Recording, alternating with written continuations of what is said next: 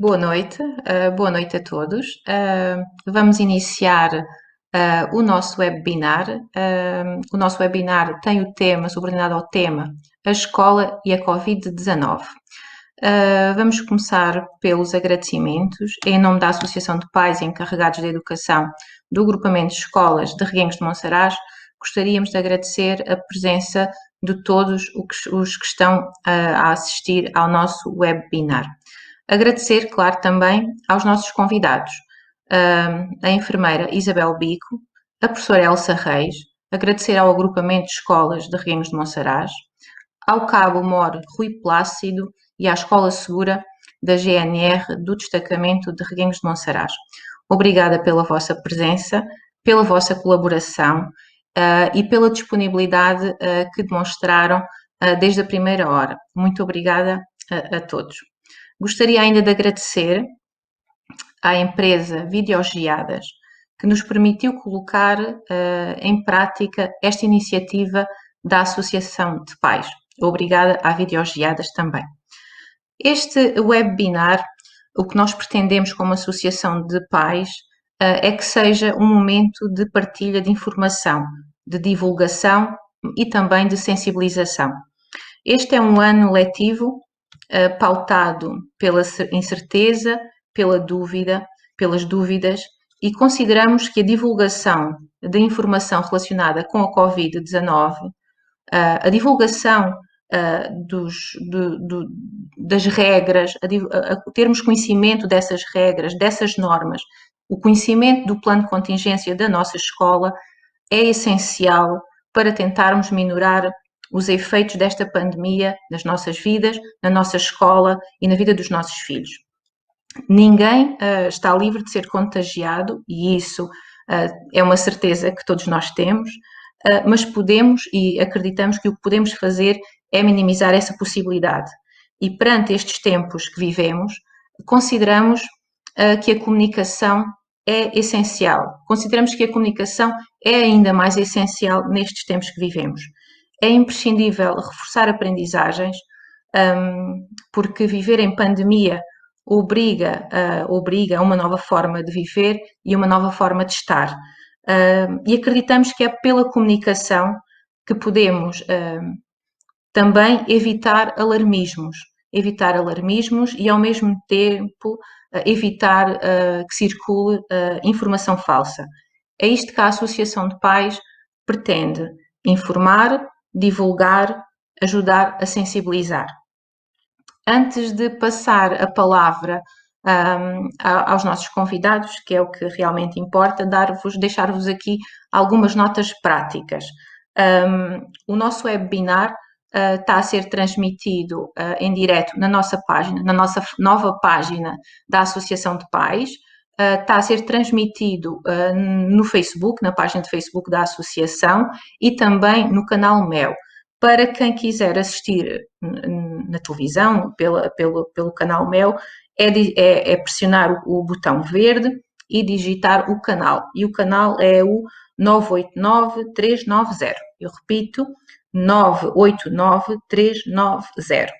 Este webinar, depois está a ser transmitido em direto, depois vai ficar disponível na página do Facebook e depois, a posteriori, ficará também disponível na nova página da Associação de Pais. Gostaria também de referir que no final da exposição dos nossos convidados, portanto, nós vamos ter a intervenção de 3 convidados, no final vamos ter um espaço para responder a algumas questões que nos queiram colocar. Como é que nos podem fazer chegar essas questões? É na página do Facebook, na zona dos comentários. Portanto, na zona dos comentários, coloquem as vossas questões, as vossas perguntas, que nós depois aqui vamos passar aos nossos convidados. Vamos ter, depois das apresentações, cerca de 15 minutos para tentar responder a algumas perguntas. Se não conseguirmos responder a todas, hoje em direto, vamos depois tentar responder a essas perguntas por escrito. E, portanto, não vou alongar mais. Vamos passar à apresentação da enfermeira Isabel Bico. A enfermeira Isabel Bico é professora da Escola Superior de São João de Deus, da Universidade de Évora, e a Isabel irá fazer um enquadramento sobre a pandemia, sobre a doença e também sobre a responsabilidade individual na autoproteção. Obrigada mais uma vez, Isabel, e passo-lhe a palavra. Obrigada.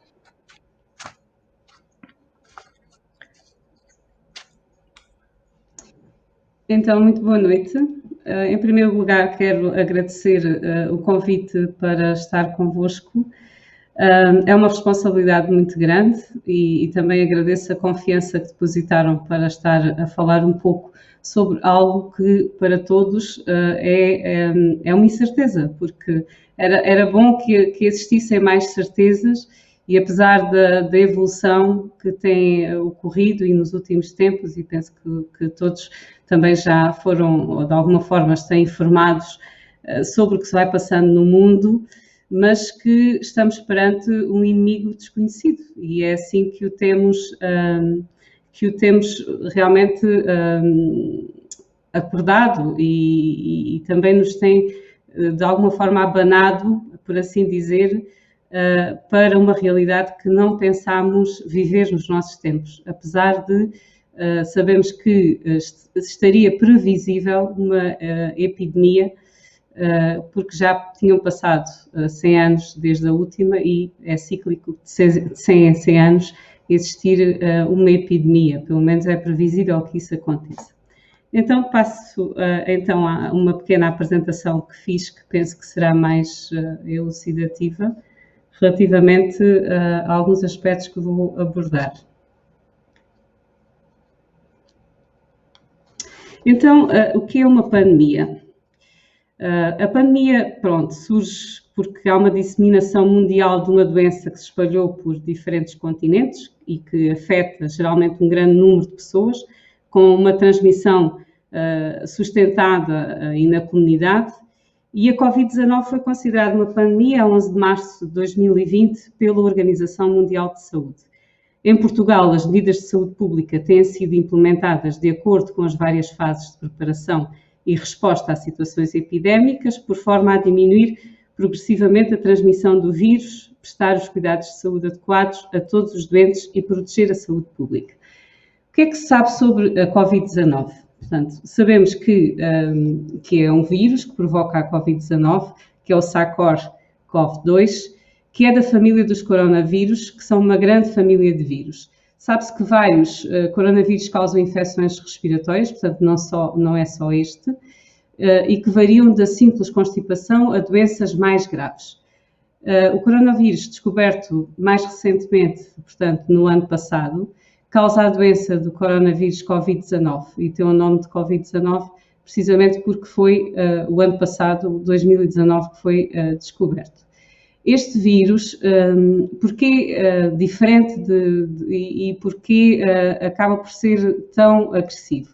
Para já é uma situação que é desconhecida, portanto é um vírus, estamos num terreno que não temos qualquer conhecimento sobre ele inicialmente, agora já começamos a ter alguns estudos, mas a evidência é muito pouco. Sabem que em termos de estudos randomizados há uma necessidade de um tempo para termos certezas e que ainda não temos muitas certezas. Sabemos, pois, que este vírus propaga-se facilmente na comunidade e, com base na evidência científica atual, ele transmite-se principalmente através do contacto direto, com disseminação de gotículas respiratórias, produzidas quando uma pessoa infectada tosse, espirra ou fala, e que podem ser inaladas ou pousar na boca, nariz ou olhos de pessoas que estão próximas, numa proximidade inferior a 2 metros. Ou contacto indireto, contacto das mãos com uma superfície ou objetos contaminados e em seguida com a boca, nariz ou olhos, que é uma entrada direta. Também sabemos que 80% das infecções provocadas pela Covid-19 são leves ou assintomáticas, 15% são infecções graves e que requerem suporte de oxigênio, portanto, normalmente requerem um internamento e já com alguma gravidade e com algum tempo de internamento. E 5% são infecções muito graves que requerem, então, unidade de cuidados intensivos com ventilação mecânica ou com uma técnica nova que é a ECMO. Então, quais as intervenções que estão disponíveis face à Covid-19? Por muito que nós queiramos que as coisas se resolvam rapidamente, não tem evoluído, ou a situação não tem evoluído no tempo como nós queríamos. O que é que nós temos então? Em termos de intervenção, basicamente é a sintomatologia. Pode ser ainda para trás, um bocadinho. Em termos de intervenção, temos basicamente o controle de sintomas, e aí o controle de sintomas, principalmente quando são sintomas numa situação mais leve, é como se fosse uma gripe, praticamente, que é em todos os vírus não têm cura, portanto, são mesmo em termos de tratamento de sintomatologia, é o que há a fazer em termos do vírus. Depois, em situações mais graves, temos ouvido falar de alguns medicamentos que têm aqui alguma descoberta, mas não foi. Por exemplo, a dexametasona já se estava a utilizar em situações de pneumonias graves e começou-se a utilizar na Covid-19 e teve alguma resposta positiva. Também os retrovirais que se estão a utilizar agora, que o nosso Trump tanto fala, realmente têm alguma resposta, não diretamente pelo vírus, mas retirados de um vírus que tem uma genética muito parecida com o SARS-CoV e que acaba por dar alguma resposta positiva. Ainda assim, não há uma evidência científica direta como é realmente um tratamento para a Covid-19. De qualquer maneira, tem havido já algumas respostas positivas, apesar de continuarmos sem tratamento específico para esta doença. Isto também é importante nós afirmarmos, e daí que seja tão importante nós tomarmos todas as medidas de prevenção, porque é a única forma que temos e é a única evidência que existe neste momento ainda de prevenir ou então diminuir a propagação da doença. E depois também temos algumas vacinas, e ainda ontem que se ouviu falar da vacina que está a ser testada em Oxford e que nos dá bastante confiança, em que neste momento já estão houve alguns avanços. De qualquer maneira, ainda não sabemos que o estudo dá-nos uma indicação que houve alguns idosos, pessoas com mais de 65 anos, não completamente idosos, que tiveram uma resposta imunitária favorável. De qualquer maneira, ainda não sabemos nem quanto tempo estarão com essa resposta imunitária, portanto, com defesa, e também se estarão ou não realmente protegidos da própria doença. Só o tempo é que ainda irá dizer isso. Temos realmente muita esperança, possivelmente estamos perto, mas ainda nos faltará, pelo menos para termos a vacina disponível, possivelmente mais um ano, é o que nos dizem os cientistas. Então, em relação à prevenção, que é um meio que nós temos que, seguramente, para diminuir a propagação da doença, os objetivos da Organização Mundial de Saúde para esta resposta, ao nível da prevenção e controle, são interromper a transmissão de humano para humano, e isso é uma responsabilidade que, após ter conhecido a forma de propagação da doença, é uma responsabilidade de cada um de nós evitar e interromper esta transmissão. Identificar, isolar e cuidar dos doentes precocemente, inclusive fornecendo atendimento otimizado às pessoas infectadas. Portanto, dar resposta ao nível de cuidados de saúde também às pessoas infectadas. Os objetivos continuam com identificar também, só mais um bocadinho, comunicar, identificar e reduzir a transmissão de fonte animal, que nós aqui não temos essa situação muito presente, foi mais em países em que sabemos que, ou se pensa, isto também é evidência, não é assim tão real, que existe, por exemplo, no morcego e outros animais selvagens, e que o consumo poderia também acontecer na transmissão desta fonte animal. Por outro lado, abordar também a nível da ciência, a extensão da transmissão e infecção, opções de tratamento e acelerar o desenvolvimento de diagnóstico, terapêuticas e vacinas. Em relação aos sinais e sintomas, o que é que nós sabemos sobre a doença? Depois também em relação a comunicar informação crítica sobre riscos e eventos de todas as comunidades e combater a desinformação. Há muitas falsas notícias, há sempre filosóficas que surgem nestas alturas e que têm a ver com falsa informação e também tentativa de romper a autoridade, como temos visto algumas manifestações que têm acontecido por aí, sem grande evidência científica, mas que acaba por afetar, porque é mais fácil nós não tentarmos não ceder, né, a regras do que continuarmos a ceder e achar que isto realmente é o bom caminho. Nós temos uma tendência a achar que isto é tudo exagerado e desistir. Depois, minimizar o impacto social e económico por meio de parcerias multissetoriais. Em relação, então, para a frente, aos sinais e sintomas. Os sinais e sintomas da doença são, como nós começaram a ser divulgados logo inicialmente, com a tosse, a febre e a dificuldade respiratória. Mas hoje sabe-se que há outros sintomas que poderão estar presentes. E estes sintomas até têm uma maior prevalência. Por exemplo, a dor de cabeça é dos sintomas que têm maior prevalência. E também as mialgias, que são as dores no corpo. Assim como também há um sintoma que veio a ficar quase sempre presente, que é a perda do olfato.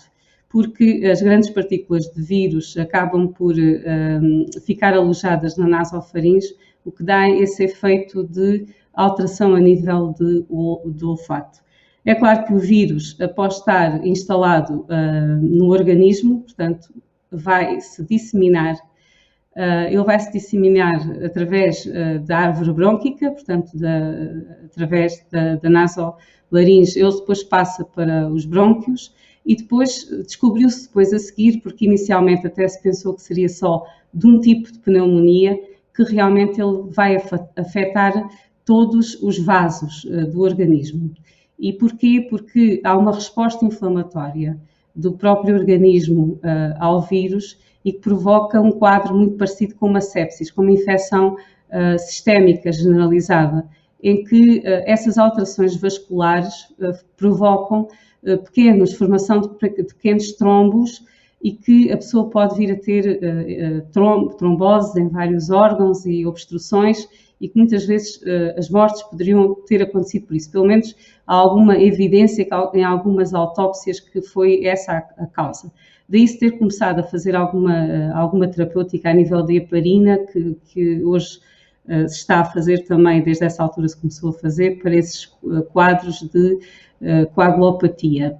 E depois também, a nível de alterações musculares, sabemos também que poderá ficar algumas lesões, principalmente nas situações de doença grave, quer a nível pulmonar, quer ao nível cardíaco. Outros sintomas poderão ser também, a maioria das pessoas, nós sabemos que pode passar para a frente, Luís. Sim.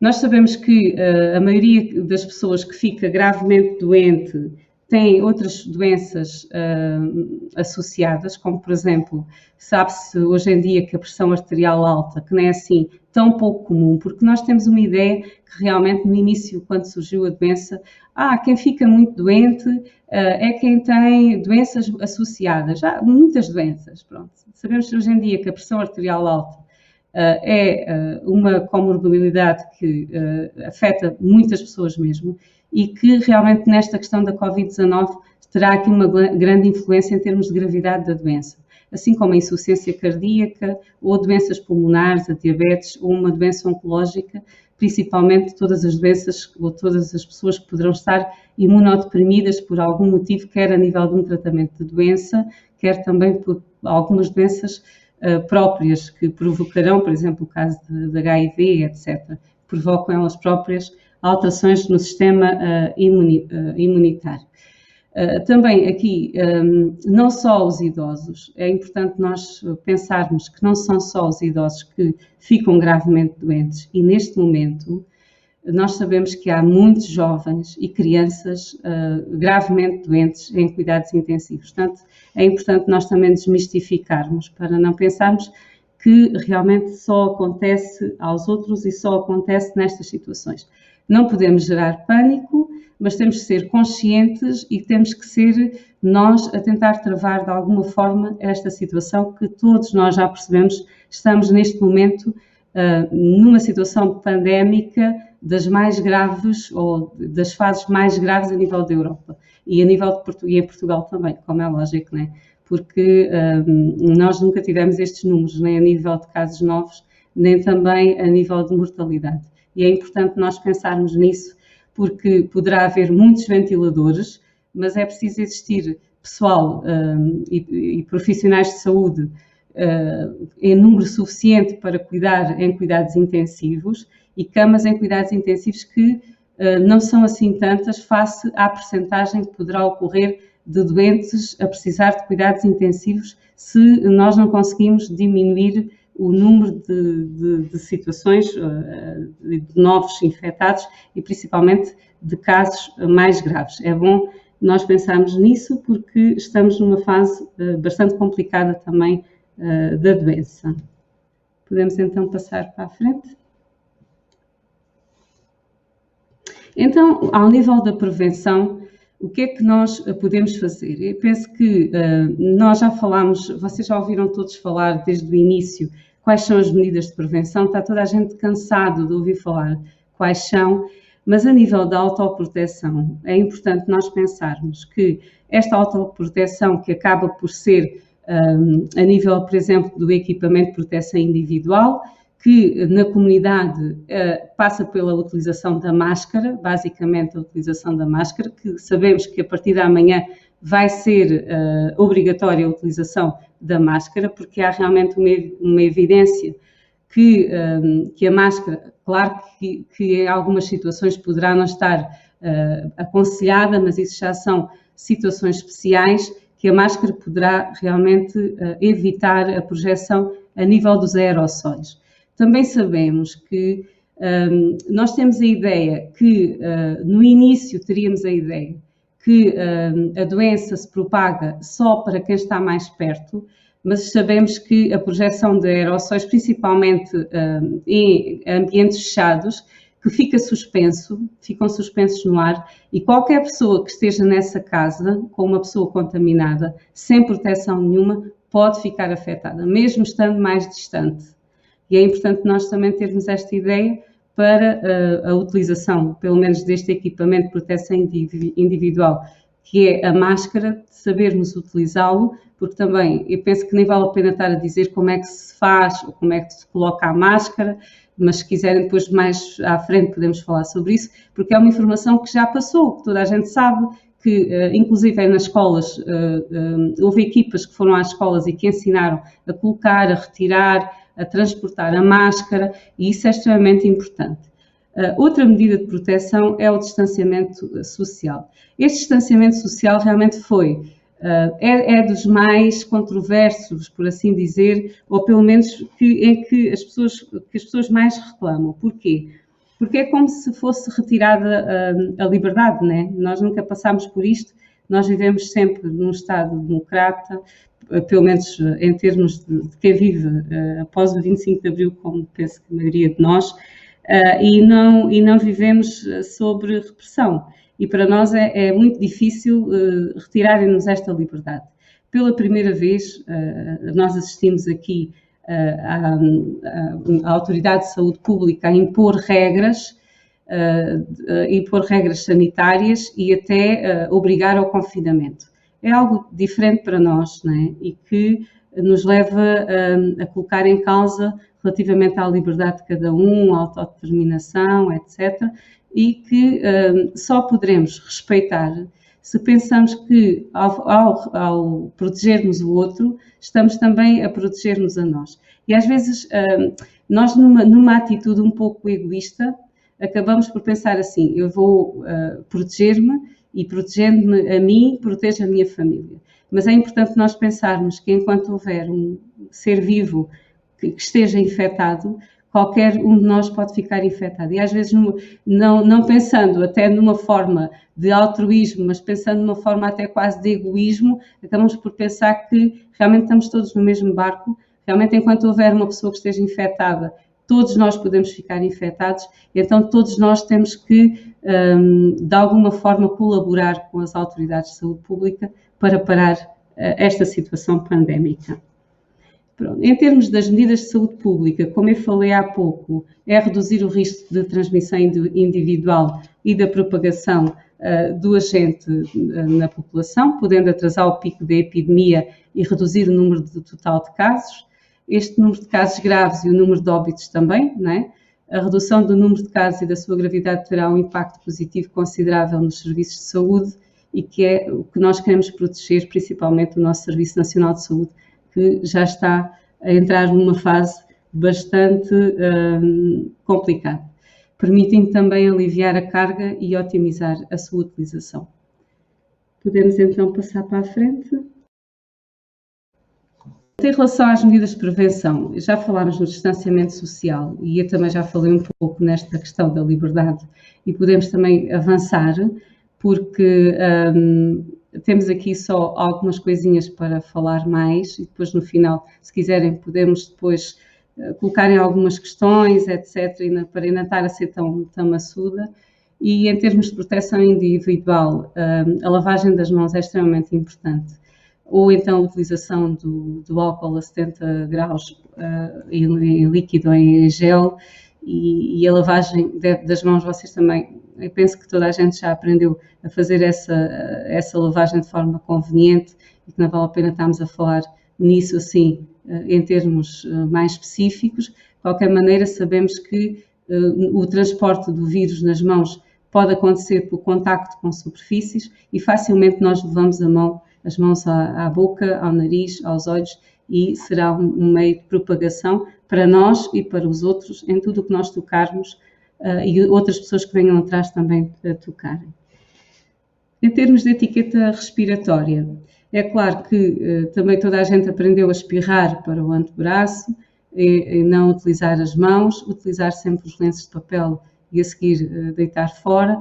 Isso tem a ver sempre pela redução da dispersão das tais gotículas que falámos, contaminadas pelo vírus e que são lançadas no ar, principalmente através da tosse ou do espirro, mas também há estudos que indicam já que através da projeção da voz, principalmente quando estamos a falar mais alto, projetamos mais, se estivermos a cantar, projetamos mais, portanto, tudo isso leva a pensarmos que, em termos de prevenção e de tentar detectar, em termos de prevenção e tentar combater um pouco esta situação, o mais fácil mesmo é o distanciamento e, para além do distanciamento, há duas questões que são importantes e que eu queria falar, que é a diminuição também da permanência de contacto, ou seja, quanto mais tempo nós estivermos numa sala e num ambiente que esteja contaminado, maior ou mais probabilidade temos de adquirir a doença. E, por outro lado, também, em termos de carga viral, quanto mais tempo de contacto com o vírus, maior carga viral, maior probabilidade de virmos também a contrair a doença de uma forma mais grave.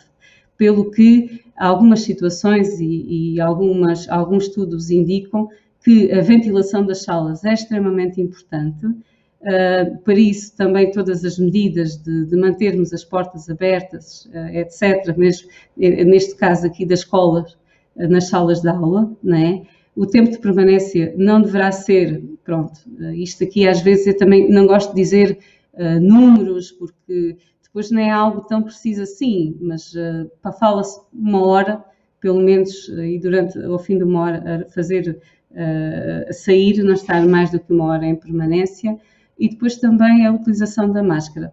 Eu deixo um pequeno vídeo, que se calhar até alguns conhecem, para nós percebermos o facto de, se não utilizarmos máscara, a probabilidade de contágio, com a utilização de máscara, como diminui, e depois com a ventilação diminui ainda mais, e se conseguirmos ainda acrescentar a isto o diminuir o tempo de contacto, ainda conseguimos diminuir mais e possivelmente quase não haver contágio. Vamos então passar o vídeo.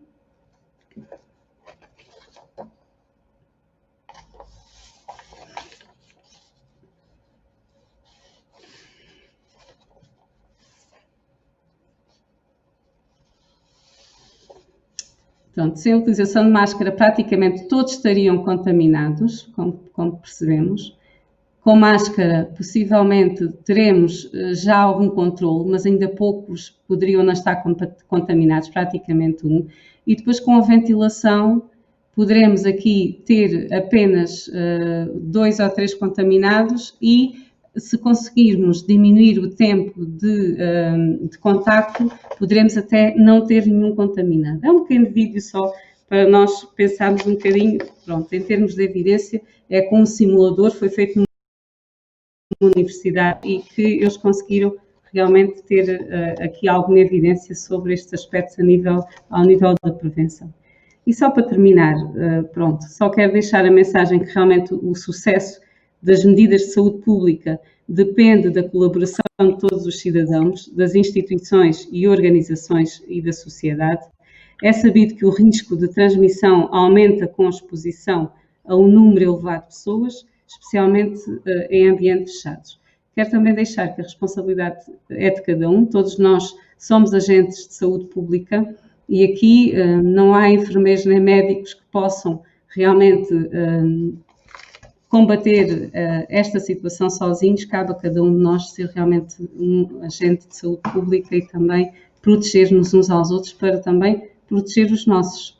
E pronto, é só isso. Eu penso que depois podemos falar mais um bocadinho, se quiser. É só para Depois falamos um bocadinho, claro que sim, Isabel. Obrigada pela intervenção, foi ótimo e acho que nunca é demais ouvirmos, acho que aprendemos todos um pouco, eu pelo menos aprendi e se algumas coisas já eram do meu conhecimento, outras nem tanto e, portanto, mais uma vez, obrigada. Alguma questão depois que queiram colocar à enfermeira Isabel, coloquem, que depois no fim tentamos, a enfermeira Isabel tentará responder. Nós vamos agora passar à intervenção com a professora Elsa Reis. A professora Elsa Reis é a coordenadora de Educação para a Saúde do Agrupamento de Escolas de Reguengos de Monsaraz e a professora Elsa vai-nos aqui apresentar as medidas que foram adotadas pela nossa escola, pelas nossas escolas, portanto, falar-nos um pouco do plano de contingência e de como é que a nossa escola se preparou para enfrentar esta pandemia. Obrigada, Elsa. Boa noite. Obrigada eu por esta oportunidade. Acho que este webinar, até ao momento, tem sido muito bom. Obrigada à Isabel também por todos os esclarecimentos que veio dar. A minha contribuição hoje vai no sentido de vos poder apresentar realmente quais foram as medidas que foram adotadas no agrupamento de escolas de Reguengos de Monsaraz, em termos de plano de contingência, aquilo que está a ser feito, quais são as orientações que temos, e começaria por vos falar um pouco sobre como caracterizar o agrupamento de escolas. O agrupamento de escolas de Reguengos de Monsaraz é um agrupamento que tem 10 estabelecimentos, centros escolares, jardins de infância, escolas com variedíssimo número de alunos e, como tal, e como a enfermeira Isabel já nos explicou, com riscos em termos de propagação da Covid-19 diferenciados, porque, como puderam perceber, quanto maior for o número de pessoas também envolvidos, maior será a probabilidade de propagação do vírus. Estamos a falar de um agrupamento com cerca de 1.500 alunos, em que os estabelecimentos que têm maior número de alunos são os estabelecimentos de Reguengos de Monsaraz, a escola sede, também a Escola Básica António Gião e depois o Centro Escolar de Reguengos de Monsaraz. Sempre que temos ali a indicação de centro escolar, refiro-me à Escola Básica de primeiro ciclo e ao Jardim de Infância. Em alguns casos temos os dois estabelecimentos de educação e ensino. É claro que os estabelecimentos de educação e ensino com mais pessoas nos preocuparam logo ainda muito mais desde o início. É claro que todos os outros estabelecimentos foram alvo de várias medidas e o plano de contingência do agrupamento é efetivamente para todos os estabelecimentos de ensino do agrupamento. Claro, com as especificidades de cada um. A adicionar a estes cerca de 1.500 alunos, temos que colocar os docentes, os assistentes operacionais, os assistentes técnicos. Estamos a falar de um agrupamento com à volta de 1.800 pessoas. São muitas pessoas. Tivemos preocupações desde o início, como é óbvio. E então, em termos de plano de contingência propriamente dito, a nossa prioridade é mesmo em termos de prevenção da doença, portanto, tentar evitar ao máximo que a doença entre nos nossos estabelecimentos de ensino e, caso efetivamente a doença tenha entrado ou venha a entrar nos estabelecimentos, tentar minimizar ao máximo o risco de transmissão do vírus. Para isso, tivemos como base, como não podia deixar de ser, todas as orientações emanadas da DGS e, claro, da DGE e da DGES também, que são tuteladas pelo Ministério da Educação. Não fizemos o nosso plano de contingência sozinhos, nem podia ter sido de outra forma. Articulámos sistematicamente com as autoridades de saúde, e quando falo em autoridades de saúde, falo nas autoridades de saúde local e nas autoridades de saúde regional, inclusivamente, e claro, a nível nacional, a DGS, como já referi, como base de todo o processo.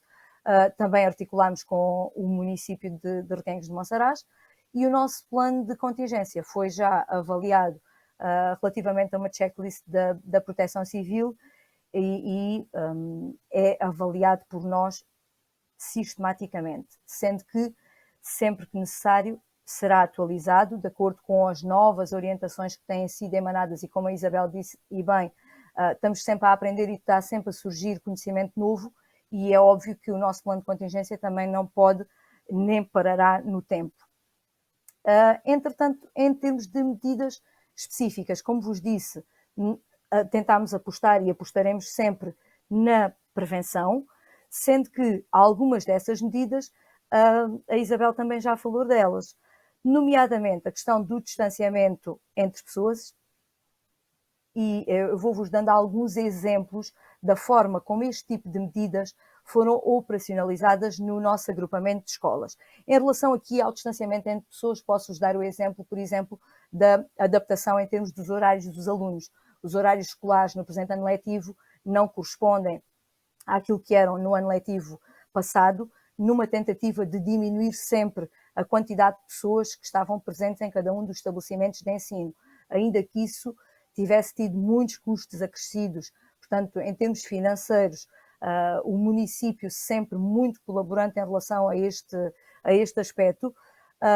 Por outro lado, para além da questão relacionada com os transportes e com os horários, o privilégio da via digital para tratar da maior parte dos assuntos, inclusivamente foram definidos circuitos, portanto, estão em cada estabelecimento de ensino definidos percursos devidamente assinalados, que foram delineados também a interação com todas estas entidades, no sentido de minimizar o cruzamento entre pessoas, minimizar os contactos entre pessoas. Em relação às medidas de higiene pessoal, nomeadamente a tal questão da lavagem das mãos e da etiqueta respiratória, todos os estabelecimentos de ensino foram dotados de dispositivos para poderem ter a solução de base alcoólica, para poder ser feita a higienização das mãos, sendo que essa solução de base alcoólica é privilegiada nos estabelecimentos de educação e ensino, em que os alunos têm uma faixa etária mais elevada. Ao nível do pré-escolar e ao nível do primeiro ciclo, o privilégio é sempre mais no sentido da lavagem das mãos, e aí temos sempre o sabão disponível, os toalhetes para a secagem das mãos.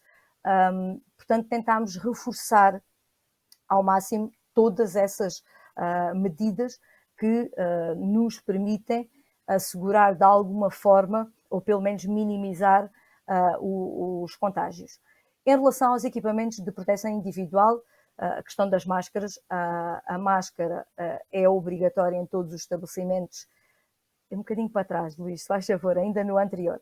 A máscara, como estava a dizer, é obrigatória nos estabelecimentos de ensino e também vai ser obrigatória a partir da manhã na via pública. A máscara é fundamental e no agrupamento de escolas fornecemos a todos os elementos um conjunto de 3 máscaras. São máscaras comunitárias, mas são máscaras que estão devidamente certificadas pelo CITEV e que cumprem as normas. São máscaras reutilizáveis. No próximo período serão dados mais um conjunto de 3 máscaras a todos os elementos da comunidade escolar, não querendo com isto dizer que não possam ser utilizadas outros tipos de máscaras. Por exemplo, temos alguns alunos e mesmo alguns docentes que, por questões médicas ou outras, têm outro tipo de máscaras recomendados e poderão utilizá-las como é óbvio. Em termos de higiene ambiental, já tivemos a ver ainda agora que a ventilação dos espaços é fundamental, a limpeza, a desinfecção. Portanto, tentamos reforçar ao máximo a questão da higienização dos espaços e a ventilação também. Portanto, as portas estão por norma abertas, as janelas estão por norma abertas, no mínimo em bandeira. É claro que isto depende um bocadinho também das condições atmosféricas, mas é fundamental o arejamento. Em relação ao último ponto que tenho aqui no diapositivo e que é super importante, e aqui eu não sei até que ponto é que a mensagem terá passado muito bem para toda a nossa comunidade escolar e que tem a ver com a automonitorização de sintomas. Não estamos a falar apenas nos sintomas que são indicadores de Covid, mas outra sintomatologia que nos permita perceber que não estamos bem. E se não estivermos bem, somos uma porta de entrada, ou podemos ser uma porta de entrada privilegiada para este vírus, porque estamos mais frágeis, porque estamos debilitados, porque o nosso sistema imunitário não está bem e nessas condições de todo devemos estar a ir para a escola, para o jardim de infância. Portanto, pessoas doentes não são admitidas nas escolas. Nós não fazemos a avaliação da temperatura à entrada e não o fazemos porque não é recomendado pelas orientações da DGS para os estabelecimentos de ensino. No entanto, situações que sejam detectadas dentro da escola, obviamente que serão devidamente encaminhadas. Em termos mais específicos e nomeadamente em termos de código de conduta. Já falei na questão da utilização da máscara. A máscara é obrigatória a partir do segundo ciclo. As crianças do primeiro ciclo e no pré-escolar então nem se coloca essa questão, mas no primeiro ciclo a utilização de máscara é opcional. As máscaras no primeiro ciclo para os alunos não são fornecidas pelo agrupamento de escolas, uma vez que, de acordo com as orientações, elas são obrigatórias sim a partir do segundo ciclo. Em relação à higienização das mãos, portanto, ela é feita sempre à entrada nos estabelecimentos de educação e ensino e, além disso, sempre que se justifique, tentamos que os alunos, sempre que vão à casa de banho, logo que entrem e depois de saírem, devem, obviamente, higienizar as mãos antes de comer e depois de comer. Portanto, à entrada no bar, nas zonas de alimentação, no refeitório, reforçamos a importância da higienização das mãos. Em relação à etiqueta respiratória, Isabel também já falou, mas dou-vos, por exemplo, a situação de que, ao nível dos alunos mais crescidos, eles saem da sala para se assoarem, têm que retirar a máscara e, retirando a máscara, acabam por estar mais expostos e acabam por expor mais, como a enfermeira Isabel já também referiu, acabam por expor também os colegas e os docentes que estão dentro da sala com eles e por isso têm esse procedimento fora da sala de aula. Em relação aos procedimentos de conduta social, tentámos sempre passar a mensagem de que não deve haver aglomerados, no interior da escola, nem nas proximidades dos estabelecimentos. Tentamos que o número de alunos juntos não ultrapasse os 4, 5, nem sempre é fácil. Nós somos seres sociais, os alunos também, eles estiveram confinados durante muito tempo e esta parte nem sempre é muito fácil, ainda que dentro dos estabelecimentos as medidas, de uma forma geral, estão a ser cumpridas e conseguimos fazer uma vigilância rigorosa dentro do possível.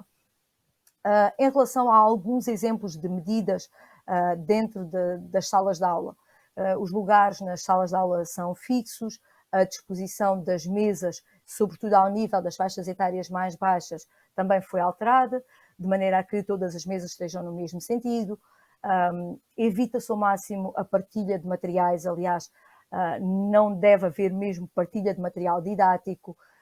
As atividades laboratoriais, por exemplo, e eu sou professora de Biologia e Geologia, vejo muito abraços com esse tipo de situação, uma disciplina muito prática, muito de laboratório, e não deve haver partilha de materiais, portanto essas atividades acabam por estar, não direi interditas, mas a serem feitas, têm que ser feitas com muitos cuidados e com muita higienização. Inclusivamente a questão das idas ao quadro, nada destas situações está impedida. Agora, tem que ser feita com muita cautela e com muita desinfecção, com muitos cuidados, minimizando o cruzamento entre alunos e cá está, o manuseamento dos vários objetos por diferentes pessoas. Outra situação, por exemplo, em relação às salas de aula, as portas, as janelas são abertas sempre pelos docentes, os interruptores são utilizados apenas pelo docente e aí está mesmo interdito o manuseamento pelos alunos, o ligar dos projetores, por exemplo. Portanto, todos esses, no fundo, todos esses materiais que poderiam ser manuseados por muita gente, evita-se ao máximo que assim seja, porque quanto mais gente tocar nessas superfícies, maiores serão as probabilidades de transmissão do vírus. Em relação, por exemplo, aos jardins de infância, eles são pequeninos, são muito afetivos, não utilizam máscara, precisam de afeto e têm que o ter obrigatoriamente. Ainda assim, há algumas medidas, nomeadamente, eles deixaram de poder levar brinquedos de casa para a escola, para o jardim de infância. Eles têm que mudar de sapatos à entrada e as educadoras e as auxiliares também, para que da porta para dentro seja a área limpa. Não salientei há bocado, mas nos vários estabelecimentos de ensino, nomeadamente no primeiro ciclo e no pré-escolar, em todos os estabelecimentos de ensino e em todos os blocos, temos tapetes desinfetantes, e que também nos dão mais alguma segurança em termos de transporte ou de possível transporte do vírus, pelo menos através dos sapatos, para o interior dos blocos de aulas. Em relação aos ginásios e às áreas desportivas, diminuiu-se ao máximo o número de turmas que estavam, por exemplo, no ginásio. O polidesportivo, no caso, por exemplo, na escola de primeiro ciclo, tem que ser requisitado com alguma antecedência. Todo o material que é utilizado nas aulas de educação física é devidamente higienizado no final das aulas para poder ser utilizado na aula seguinte. O máximo possível de aulas ao ar livre, aulas de educação física. Ao nível dos refeitórios, estou apenas a dar alguns exemplos, depois se houver alguma questão que pretendam clarificar, no final poderemos falar um pouco mais sobre o assunto. Em relação aos refeitórios, aos bares e bufetes, limitou-se a capacidade, no fundo, a lotação desses espaços, foram aplicados acrílicos e nas mesas redondas os alunos almoçam frente a frente com o acrílico ao meio. Claro que nessa circunstância têm que retirar a máscara e o acrílico funciona ali também como uma barreira entre eles. Os tabuleiros são entregues ao aluno já devidamente preparados pelas funcionárias, portanto deixou de haver o tal self-service. A fruta está embalada, os talheres estão embalados, portanto houve algumas alterações a este nível. Ao nível do primeiro ciclo, As crianças têm lugares fixos nos refeitórios escolares e o mesmo se passa com as crianças do pré-escolar. Portanto, a criança que se senta num determinado local num dia, no dia a seguir senta-se exatamente no mesmo lugar e esse lugar está devidamente identificado.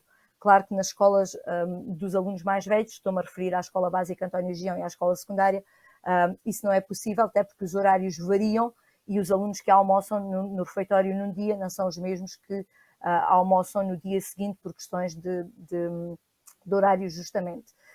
Não referi a questão das partilhas dos lanches, que têm sido muito badaladas aí na comunicação social. Entendam que a questão da partilha de algo que vai ser introduzido numa mucosa, como é o caso de ser colocado na boca, será um transmissor muito importante em termos deste vírus e daí as limitações a este nível. A questão dos objetos que vêm de casa, a mesma coisa. Há mesma em termos de atividades didáticas. Claro que materiais sim, e falando aqui mais também nos jardins de infância, os jogos e eventualmente outros materiais didáticos têm que ser higienizáveis. Houve uma redução significativa dos materiais que estão à disposição nas salas de aulas e salas de atividades. Eu especifico aqui que salas de aulas é para os estabelecimentos de ensino básico e daí para a frente, as salas de atividades é a designação que é dada às salas de aula nos jardins de infância. E podemos avançar um pouco em termos de situações concretas. Então, temos que perceber, em primeiro lugar, o que é um caso suspeito de Covid-19. E de acordo com aquilo que são as normas da DGS para as escolas, um caso suspeito de Covid-19 é um caso em que um aluno, um docente, um funcionário, portanto alguém da comunidade escolar, apresente febre igual ou superior a 38 graus, ou tosse seca, a enfermeira Isabel já referiu, tosse persistente ou agravamento de uma sintomatologia de tosse que já esteja anteriormente na pessoa, ou dificuldade respiratória. Então, mas não há outros sintomas para a Covid-19? Claro que sim, já percebemos que sim. A definição de caso suspeito em ambiente escolar é esta. E perante uma situação destas, o que é que fazemos no AERM e o que é que deverá ser feito em qualquer estabelecimento de ensino? Tem que ser ativado o plano de contingência e tem que ser dado o alerta perante uma situação desta natureza. Se for um aluno, aquilo que deve ser feito é acompanhar à sala de isolamento, e nós temos em todos os estabelecimentos de ensino, como é óbvio, uma sala de isolamento, e temos sempre duas pessoas mais responsáveis por estas questões. Um responsável pela sala de isolamento, que será a pessoa que faz o encaminhamento até esse local, e temos um responsável de plano de contingência para cada estabelecimento, que é o chamado ponto focal. São duas pessoas distintas porque as funções não são exatamente as mesmas. Sendo um aluno, sendo um menor de idade, a primeira coisa que há a fazer estando na sala de isolamento é contactar o encarregado de educação. E o encarregado de educação terá que deslocar-se à escola e fará ele próprio a chamada para a linha de saúde 24. Se for um maior, se for um professor, se for um funcionário, poderá ser o próprio a ligar a linha de saúde 24. Provavelmente está a pensar, ok, então e se não conseguirem contactar o encarregado de educação, então, e se o encarregado de educação não conseguir chegar ao estabelecimento de ensino, o contacto terá que ser com a autoridade de saúde local. E aí, ser-nos-ão dadas algumas indicações. Vamos ligar para a linha de saúde 24, eles nos darão as indicações em relação aos procedimentos a tomar. Em relação à situação do encarregado de educação chegar à escola e, por exemplo, dizer, não, eu não vou contactar a linha de saúde 24 porque eu não quero. Ainda assim, no estabelecimento de ensino, temos que dar conhecimento da situação à autoridade de saúde local. Temos que fazer referência a o que é o caso suspeito, qual era a sintomatologia, quem é a pessoa, contactámos o encarregado da educação, o que é que se passou, portanto temos que fazer uma descrição do acontecimento para a autoridade de saúde local. E a partir daí, no fundo, a competência passa para essas estruturas. Aí, em função da ligação para a linha de saúde 24, ou o caso realmente é suspeito de Covid e é devidamente encaminhado como tal, ou eventualmente a despistagem é feita por quem de direito, que são as autoridades de saúde, e será dada a indicação, não é caso suspeito de Covid, e serão tomadas as medidas adequadas. Caso se confirme que é um caso de Covid, começa a investigação epidemiológica e as diretrizes serão sempre dadas pelas autoridades de saúde. Aquilo que tem surgido no nosso agrupamento é a situação que passo a descrever agora, que é como fazer perante um caso confirmado fora do agrupamento. Ou seja, um professor que é contaminado e que testou positivo à Covid-19. Obviamente que vai ter que fazer a comunicação com o seu ponto focal, sendo que o diretor do agrupamento é o coordenador de todos os pontos focais, portanto, estará sempre ao corrente de todas as situações que se passarem nos vários estabelecimentos de ensino ou com relação a esses estabelecimentos de ensino, que são os casos que estou a referir agora, ou eventualmente é um aluno que testou positivo à Covid-19 e o encarregado de educação contacta o diretor de turma e o diretor de turma contacta o ponto focal, ou eventualmente é uma criança e o encarregado de educação contactou a educadora ou contactou a professora titular de turma no caso do primeiro ciclo. Portanto, um caso que estou-me a referir a um caso que está confirmado, portanto com teste positivo para a Covid-19 e que foi confirmado sem ter tido a sintomatologia diretamente na escola, portanto sem ter sido detectado ali, mas sendo referente a um elemento do estabelecimento de ensino. Então aí, assim que tivermos conhecimento, o que o agrupamento tem que fazer é contactar a autoridade de saúde local. E depois, a partir daí, a própria autoridade de saúde comunicará com a saúde pública, começa a investigação epidemiológica, e aqui a questão relacionada com a investigação epidemiológica passa pela identificação dos contactos, pela classificação dos contactos, e isto tem a ver com, no fundo, com a estratificação do risco, porque pode ser dada a indicação de que contactei com esta pessoa, com aquela pessoa, com outra pessoa, mas nem todos os contactos apresentam igual risco. Não é, como é óbvio, o agrupamento que faz essa estratificação, são as autoridades de saúde. É complexo fazer este tipo de rastreamento de contactos, porque os contactos são muitos, as equipas são reduzidas, estas coisas demoram tempo, é necessário contactar um a um, é necessário fazer cruzamento de informações, é necessário perceber quais as circunstâncias em que a situação aconteceu, e só depois disso tudo é que a maior parte das medidas são definidas. Tenta-se ao máximo proteger e evitar a transmissão, e devo-vos dizer que as autoridades de saúde competentes têm sido rápidas naquilo que têm determinado, ainda que as medidas sejam diferenciadas perante as diversas situações, porque cada caso é um caso, não podemos generalizar, não podemos comparar, e temos que confiar naquilo que nos é transmitido por quem de direito, porque eles estão certamente a dar o seu melhor, e aquilo que por vezes nos parece que não faz sentido, certamente terá uma razão de ser, e não seremos nós, professores, educadores, nós, elementos do estabelecimento de ensino, que o decidiremos. E estou a falar, por exemplo, nas situações de isolamento profilático, situações em que, por exemplo, é dada indicação para ficar em isolamento os alunos e os respectivos coabitantes, os coabitantes que vivem com o aluno, até que sejam conhecidos os resultados dos testes.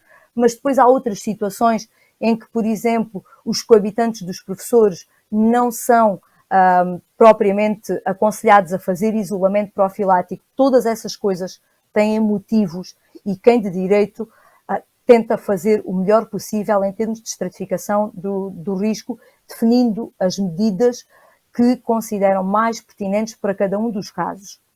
Em relação às questões relacionadas com surto, também é importante referir que é considerado um surto em ambiente escolar sempre que surjam 2 ou mais casos no estabelecimento ativos e quer eles tenham ou quer não tenham ligação epidemiológica. A ligação epidemiológica tem a ver com as cadeias de transmissão, ou seja, quer esses 2 casos sejam provenientes da mesma cadeia de transmissão ou de cadeias de transmissão diferentes. E aí nós temos situações distintas.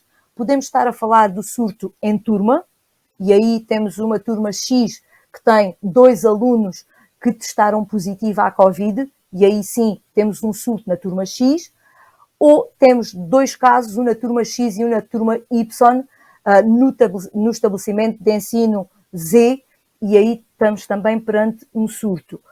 Ou a situação pode ser mais alargada e em vez de termos um aluno X e um aluno Y, temos alunos, temos professores, temos funcionários, ou seja, vários elementos do estabelecimento têm casos que estão ativos, portanto, casos positivos à Covid. E nessa situação, as medidas, como devem calcular, são sempre mais drásticas, por assim dizer. Ainda assim, sempre que haja um surto, esse surto é sempre comunicado pela equipa de saúde pública e é essa equipa que faz a transmissão das indicações à direção do estabelecimento. E só depois de todas as medidas indicadas é que a direção do agrupamento informa a comunidade escolar e tem que se assegurar do garantir destas medidas que forem propostas. Gostava ainda de salientar 2 aspectos. Um deles prende-se com as questões relacionadas com o isolamento profilático e com as questões relacionadas com o acompanhamento dos alunos à distância, ou com uma situação que é diferente, que é o ensino à distância. Eu saliento que é óbvio que nos preocupamos com toda a relação pedagógica, com tudo aquilo que se passa com os nossos alunos. No entanto, a decisão em termos de passagem do ensino presencial para o ensino à distância, a decisão não é da direção do agrupamento. Esta decisão tem que vir obrigatoriamente da delegação regional da DGEST, através da delegada regional. É claro que diariamente a delegação regional está ao corrente de tudo aquilo que se passa a este respeito no nosso agrupamento e poderão ser feitas propostas que poderão ser aceitas ou não e sempre com ligação às autoridades de saúde competentes. Em relação ao regresso após o isolamento, temos várias situações possíveis. Imaginem uma situação em que temos alunos de uma turma que testaram negativo e que fazem o isolamento durante 14 dias, de acordo com a indicação da saúde pública. Ficarão durante esse tempo, que é o período de tempo correspondente à incubação do vírus, e regressarão ao fim de 14 dias sem qualquer declaração médica, para além da comunicação que foi feita ao estabelecimento pela saúde pública. Em relação aos casos positivos, e se forem consultar o nosso plano de contingência ainda na página do agrupamento, isto ainda não está atualizado por questões de timing. No entanto, neste momento, as indicações que temos é para que os casos positivos, ao fim de 10 dias, poderem regressar. Agora, não regressam sem mais nem menos. Regressam, eventualmente, após indicação escrita do médico que acompanha a situação. E nenhum aluno, só porque sim, ou só porque alguém encarregado de educação, professor, pai, etc., entende que já passaram os 10 dias e está apto para voltar à escola. Portanto, é necessário haver uma declaração médica. Onde é que está agora a alteração àquilo que estava previsto inicialmente? Não é obrigatório ter um teste negativo. Não é obrigatório testar para regressar à escola, mas é obrigatório sim uma responsabilidade médica que assegure que o aluno, o professor, o funcionário está em condições de saúde de poder regressar. Portanto, é importante, acima de tudo, seguir à risca todas as medidas que nos forem dadas, salienta a importância de não omitir factos e de darem a conhecer, sempre que são contactados pela saúde pública, tudo aquilo que puderem dar de informações, porque isso vai poupar tempo aos profissionais que tentam estratificar os riscos e estratificar os contactos para perceber qual é que é a gravidade da situação em termos da possibilidade de transmitir a doença. Perante isto tudo, o que é que nós podemos fazer? Nós temos que obrigatoriamente continuar a apostar na prevenção da transmissão da doença acima de tudo. E como é que podemos fazer isso? Podemos avançar. Temos que nos proteger a cada um de nós. Protegendo-nos a cada um de nós, também ajudamos a proteger os outros. É uma questão de solidariedade. Nós não sabemos quem é que está em verdadeiro risco. A enfermeira Isabel já disse que é uma situação que pode tocar a qualquer pessoa. Importante cumprir e fazer cumprir todas as medidas de prevenção que forem definidas pelas autoridades de saúde. As medidas de prevenção ao nível dos estabelecimentos de ensino. Tem aqui exemplificação da utilização da máscara. A enfermeira Isabel diz que já toda a gente sabe utilizar a máscara. Eu continuo a encontrar muita gente com a máscara mal colocada aqui e ali, e, portanto, há que terem atenção, porque a máscara coloca-se de uma determinada forma, não é por acaso, tem também uma razão de ser, e devemos todos ser colaborantes e fazer tudo aquilo que tiver ao nosso alcance. Só assim conseguiremos ultrapassar esta fase e só assim conseguiremos ter sucesso dentro do estabelecimento de ensino, na nossa sociedade, na nossa vida. Porque se tivermos saúde, certamente conseguiremos reagir a todas as situações da melhor forma possível. Obrigada, peço desculpa se foi um bocadinho extensa. As dúvidas, pronto, ficarão para daqui por mais um bocadinho e coloquem-nas. Obrigada. Obrigada, Elsa. Foi muito bom ouvir-te e há tanta questão, há tantas questões e por mais que se leia e que se ouça, eu acho que é sempre bom. Eu acho que todos nós temos o dever de cumprir estas regras por nós, pelos nossos e pelo outro e obrigada mais uma vez.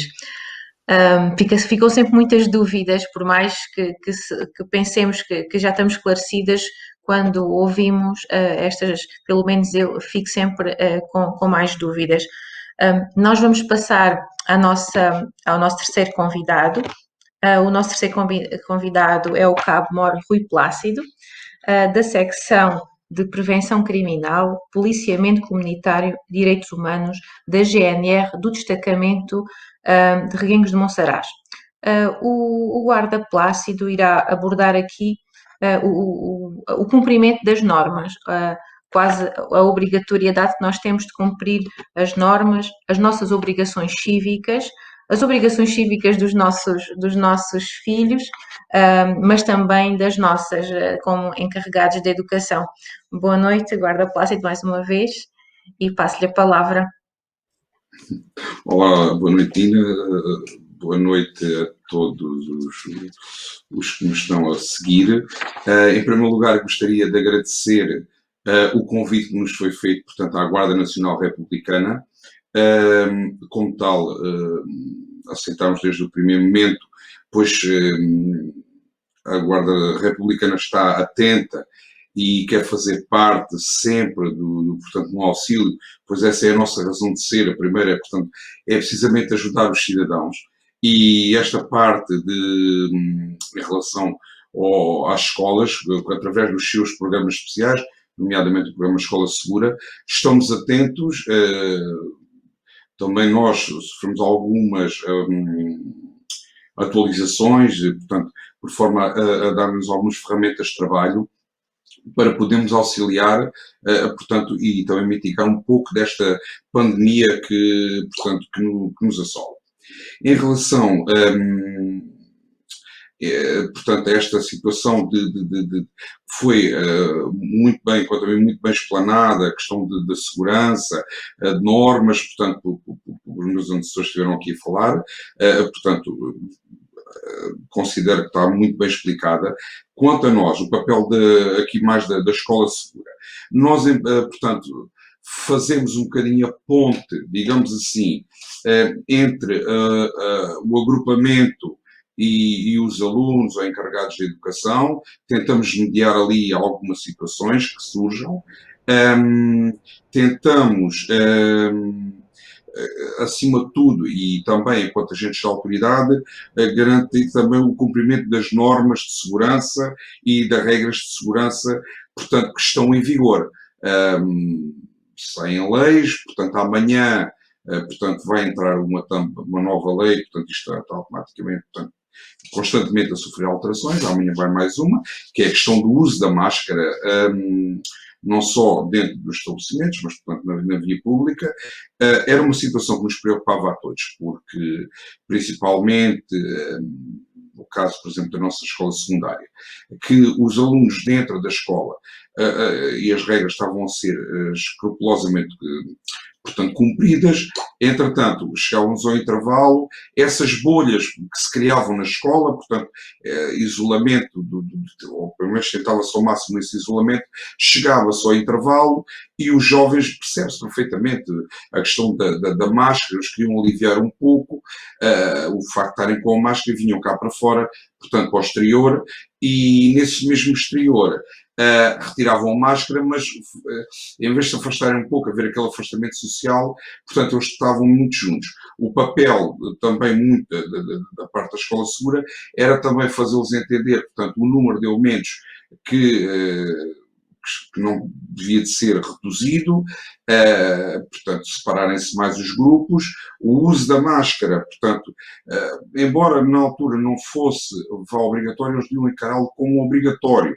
E daí a razão, portanto, estávamos também numa parte pedagógica junto dos nossos jovens para alertá-los para essa situação. Essa parte, portanto, leva-nos também a situações, o caso, por exemplo, do tabaco, os jovens, muitos deles, infelizmente, considero que seja infeliz a situação do tabaco, do fumarem, muitos deles, ao fumarem, portanto, estavam muito juntos uns dos outros e tiravam a máscara para fumar. Portanto, baixavam-se um pouco a guarda e seria mais um motivo que nos preocupava e que, portanto, mais uma vez tentávamos a pedagogia junto deles para que evitassem, portanto, o estarem tão juntos na proximidade uns dos outros, uma vez que estavam a fumar, mas pelo menos que se distanciassem mais.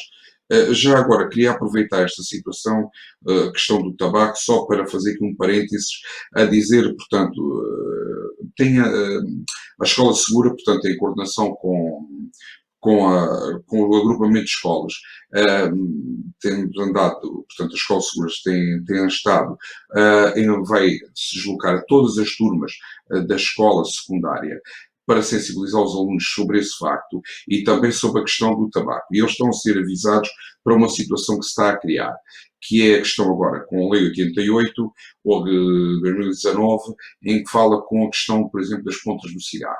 E estamos a alertar, neste momento estamos numa fase pedagógica, a alertar os alunos, para que a lei, para que eles cumpram, nomeadamente, no atirar as pontas de cigarro ao chão.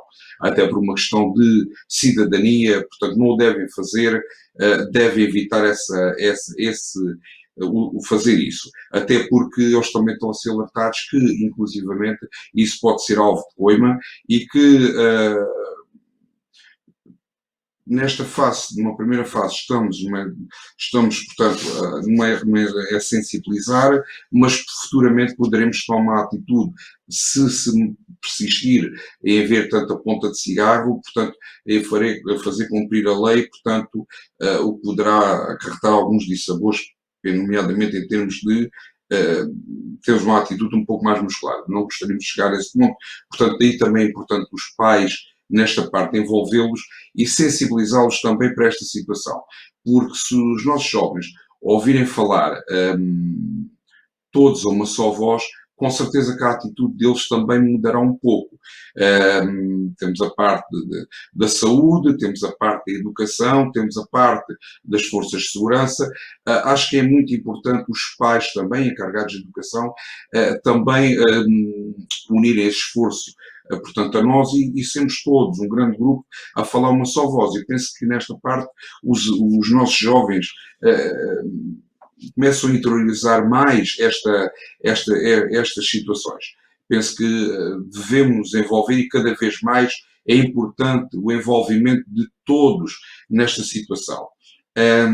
Aproveito também para, portanto, alertar os pais, nomeadamente noutros estabelecimentos de ensino do nosso agrupamento, nomeadamente portanto, na António Gião, como na escola, na primeiro ciclo, na poupança, que na Manuel dos Poupança, que quando vão buscar os vossos filhos, os netos, enfim, quando vão buscar os nossos jovens, as nossas crianças, por favor, também dê um bocadinho o exemplo, mantenham o distanciamento social e também o uso de máscara, porque se eles começarem também a ver que os adultos têm por norma, seguem essas normas de conduta, também é uma ajuda para eles também interiorizarem. E por vezes, pronto, nós estamos por ali, também alertamos os pais para essa situação. Gostaria também que da parte dos encarregados de educação que nos ajudassem, portanto, para que os nossos jovens também começassem a interiorizar isso. E penso que nesta altura e cada vez mais temos que ser nós, os polícias, somos nós, ou seremos nós, até inclusive os melhores polícias, nós próprios.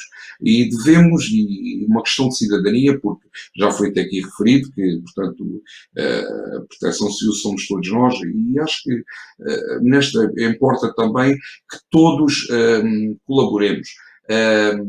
E nesta partilha que estamos aqui a fazer entre todos hoje, penso que será importante a parte dos pais nesse auxílio, portanto, de cumprir também um pouco certas regras, para que eles também percebam que estamos todos cá a falar uma só voz e de uma só forma. Portanto, queria-vos deixar esta mensagem, a partilha, portanto, a questão de também referir da ponte que falei há pouco entre a GNR, portanto, o nosso papel também por vezes já tem acontecido, por exemplo, alunos que se encontram, portanto, em confinamento, é-nos pedido para fazer chegar material didático a esses mesmos jovens, nós fazemos chegar esse mesmo material e auxiliamos, portanto, sempre nos é pedido alguma situação, cá estaremos e continuaremos para ajudar, tal e qual como os pais encarregados de educação, ter o contacto da Escola Segura, portanto, teremos todo o gosto em os auxiliar em tudo o que desejarem. Portanto, alguma dúvida que tenham, tentarei esclarecê-la e coloco-me ao inteiro dispor. E obrigado a todos.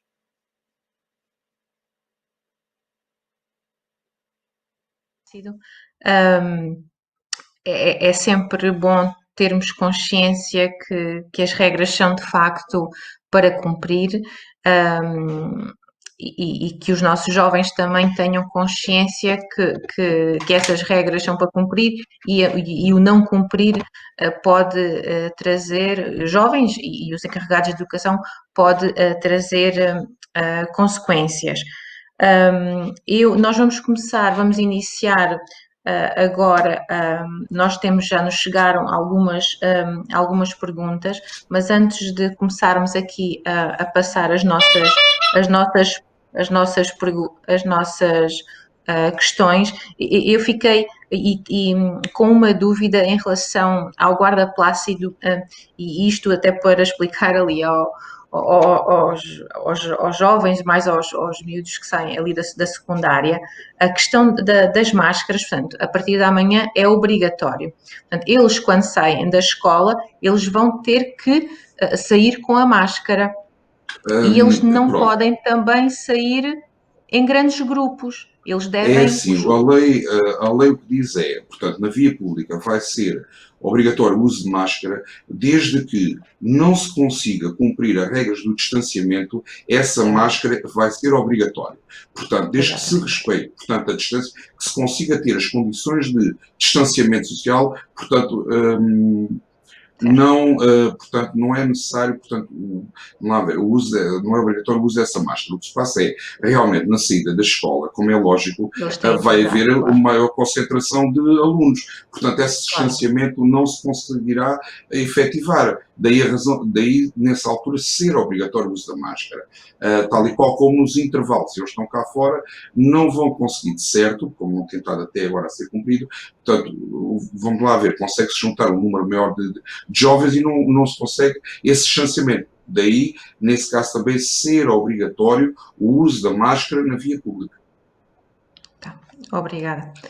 Então vamos então passar, são 10h20, vamos então passar, eu não estou a conseguir ver a pergunta. Vamos passar as nossas perguntas.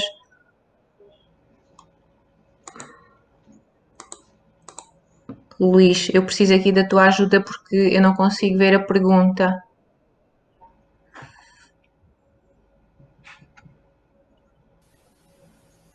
Eu vou tentar... Ok, aí, tá, obrigada. Isso, tá, obrigada. Portanto, esta pergunta foi-nos feita pela Carmen Varela. Olá, Carmen. E está dirigida à enfermeira Isabel.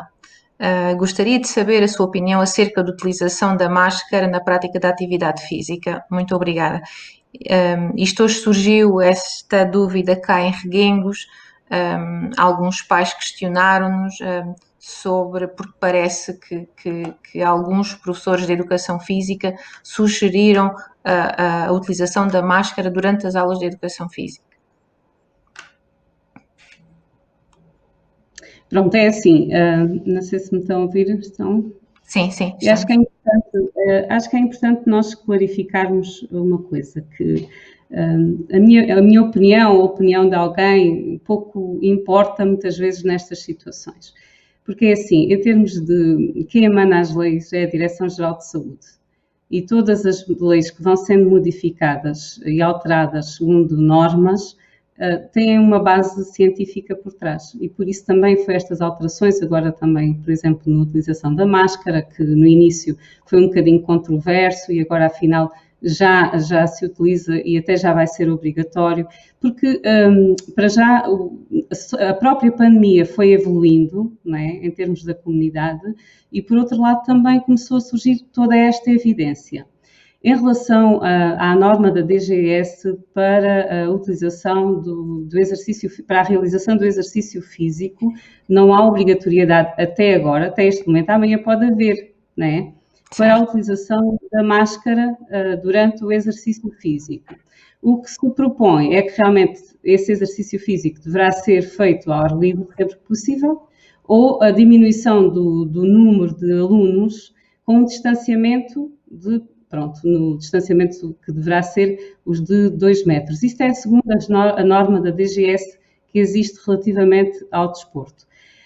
Em relação à utilização da máscara, há falsas informações também a passar relativamente que pode prejudicar, principalmente a nível da ventilação.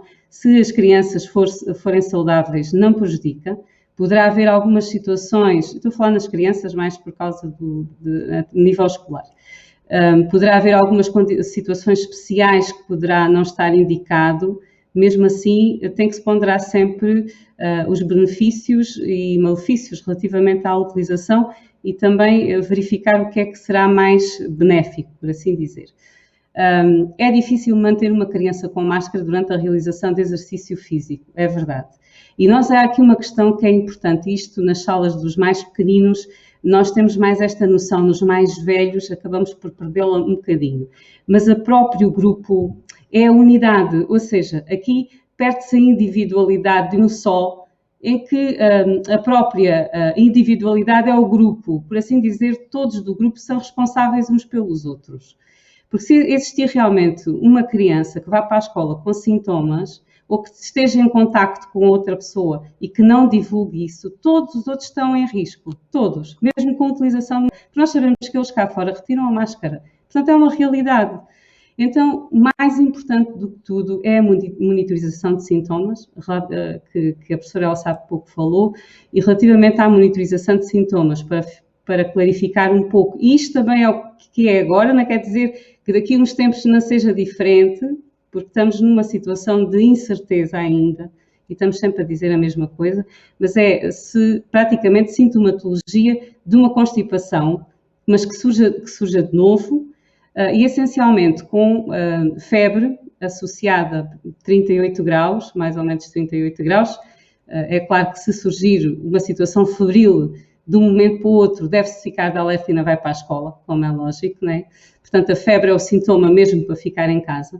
Em relação à dor de cabeça, por exemplo, que falámos, se for persistente, poderá estar numa situação que deverá ser avaliada também, principalmente quando está associada a alguma alteração respiratória. Já não falando na dificuldade respiratória, que isso então, se surgir, é claro que a pessoa tem que procurar logo telefonar para a Saúde 24, que é assim que deve fazer, não deslocar-se ao centro de saúde, mas telefonar para a Saúde 24 e seguir todas as indicações da Saúde 24 a partir desse momento.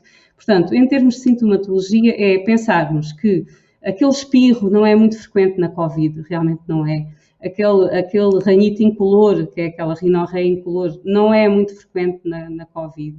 Mas a febre associada a uma tosse, a pessoa até pode vir, já tinha tosse, mas agora tornou-se mais grave.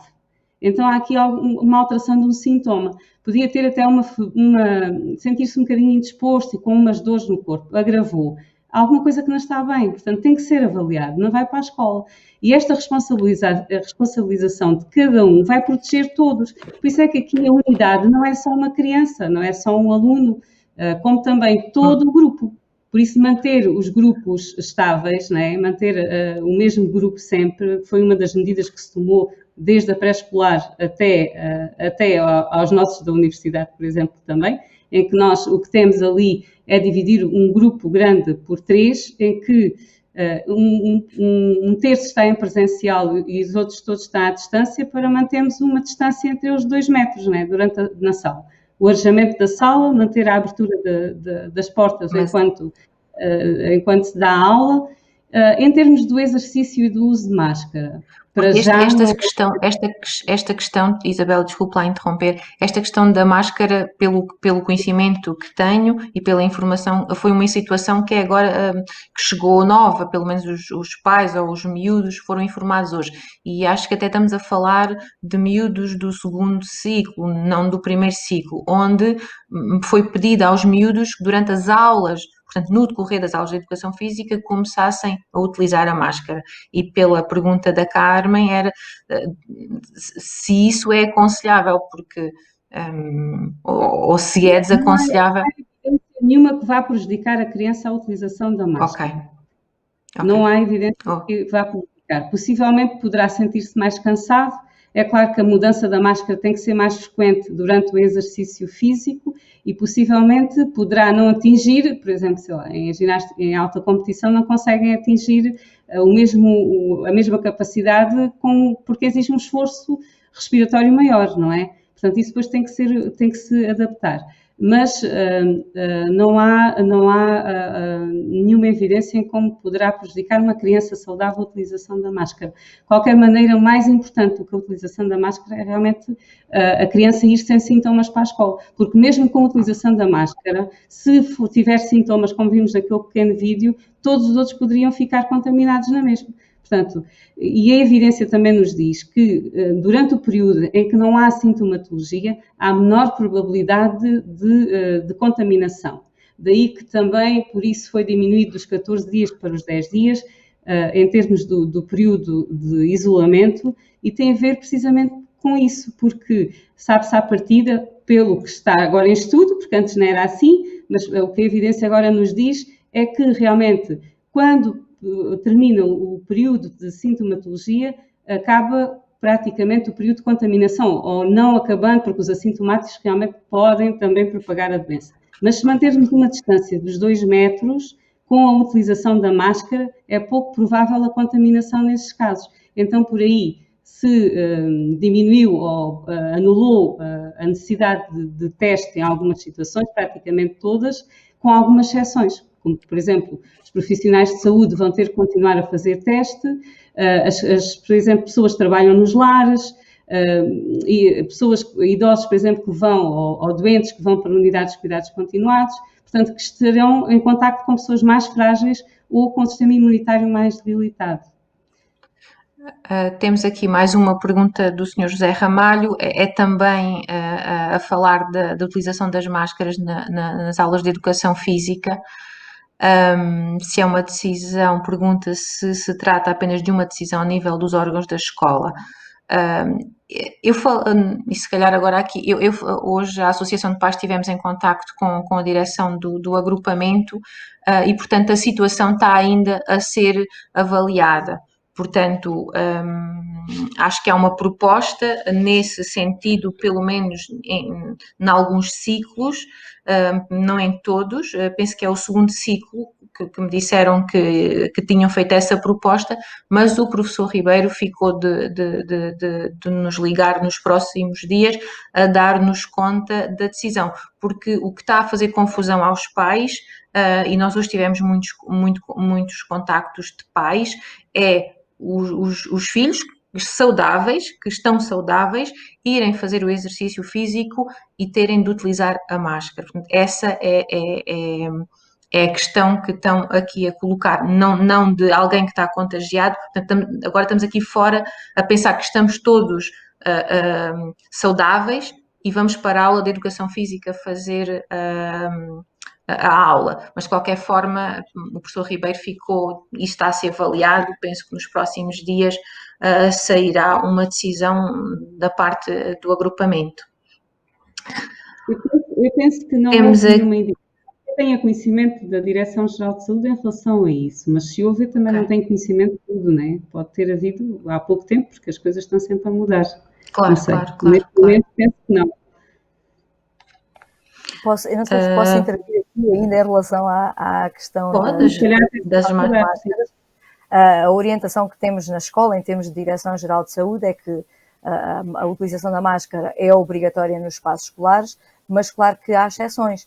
As tais exceções relacionadas com situações médicas, e estou a falar em alguns casos de alguns alunos que por motivos clínicos não podem utilizar esse tipo de máscaras e têm essa indicação dada pelo médico, e não é obrigatória nas aulas de educação física. Portanto, isto de acordo com a recomendação que está em vigor. Agora, há efetivamente uma proposta que será devidamente analisada a esse respeito, sendo que as normas da DGS serão sempre a base daquilo que será decidido pelo agrupamento, como tem obrigatoriamente que ser. Ok. Temos agora aqui uma pergunta da Carla Antunes, que diz, não sei se é uma pergunta, se o objetivo é minimizar o risco, penso que é para a professora Elsa, não consegui ver a pergunta. Novamente a pergunta, se o objetivo é minimizar o risco, não entendo o porquê de juntar duas turmas. Um grupo de uma turma junta-se com um grupo de outra turma, aumentando assim o número de alunos por grupo. O ano passado fazia-se os grupos dentro de uma turma com um... Podes passar...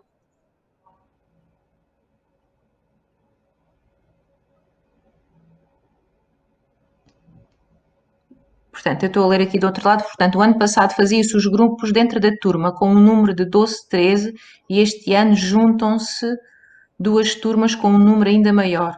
onde está o distanciamento, já que o grupo é maior? Não sei, Elsa, se sabes o que é que aqui a Carla Antunes se está a referir Eu acho ao facto de que sim, que percebo a questão. Em relação a essa situação, essa junção de turmas distintas não dependeu, mais uma vez, da direção do agrupamento, mas isso tem a ver com indicações em termos da aprovação de turmas e em termos da aprovação de horários. E a base que tem estado na constituição desses grupos, por exemplo, ao nível do ensino secundário, penso que é isso que a dona Carla está aí a referir, porque ela referia que era na escola secundária, tem por base a divisão dos alunos ou a junção dos alunos nas línguas.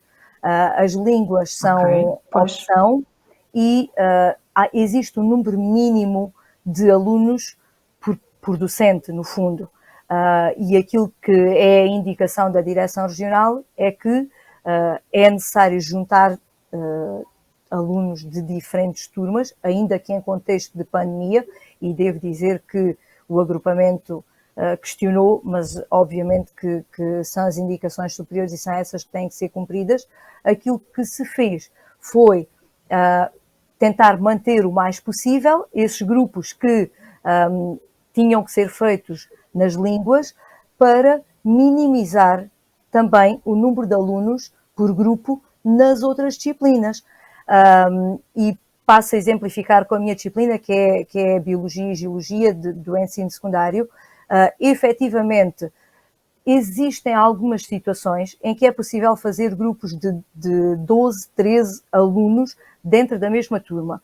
Para isso, a turma tem que ter 25, 26, 24 alunos no mínimo, porque se a turma tiver 20 alunos, como é aquilo que acontece em algumas situações, não podemos desdobrar a turma, o que significa que tinham que estar os 20 juntos. O que se passa é que, sei lá, situações em que temos 20 numa turma, 20 noutra, conseguimos fazer 3 grupos com menos gente do que se fossem 2 grupos numa turma, 2 grupos noutra, não podiam ser possíveis. Portanto, era um grupo de 20 mais um grupo de 20, turmas distintas, ou então 3 grupos mais pequenos, portanto, dividir os 40 por 3 para ficar com grupos mais pequenos. No entanto, o facto das turmas serem igualmente divididas iria gerar grupos diferentes dos das línguas. Então, o que é que se tentou? Uma vez que os grupos das línguas eram obrigatórios, tentar mantê-los nas outras disciplinas, para não ir aumentar mais as possibilidades mais um grupo. Mais um grupo, exatamente, e meter mais gente, no fundo, misturada com os que já estavam. E por isso existem turnos, grupos de alunos, que têm 15 alunos, e existem outros grupos do mesmo ano que têm 13 alunos. Sim, e isso acontece porque se tentou que os grupos fossem os mesmos nas línguas. Um outro exemplo ao nível dos anos de escolaridade, sem ser o secundário, a questão da educação moral e religiosa católica. São várias turmas juntas.